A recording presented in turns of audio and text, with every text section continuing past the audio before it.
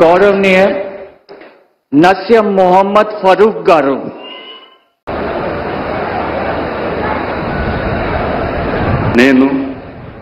నేను నస్యం మొహమ్మద్ ఫరూక్ అని నేను శాసనం ద్వారా నిర్మితమైన భారత రాజ్యాంగం పట్ల నిజమైన విశ్వాసం విధేయత చూపుతానని, భారతదేశ సార్వభౌమాధికారాన్ని సమగ్రతను కాపాడుతానని, ఆంధ్ర రాష్ట్ర మంత్రిగా నా కర్తవ్య శ్రద్ధతో అంతర్గత శుద్ధితో నిర్వర్తిస్తానని, భయం కానీ పక్షపాతం కానీ రాగద్వేషాలు కానీ లేకుండా రాజ్యాంగాన్ని శాసనాలను అనుసరిస్తానని, ప్రజలందరికీ న్యాయం చేస్తానని అల్లా సాక్షిగా ప్రమాణం చేస్తున్నాను.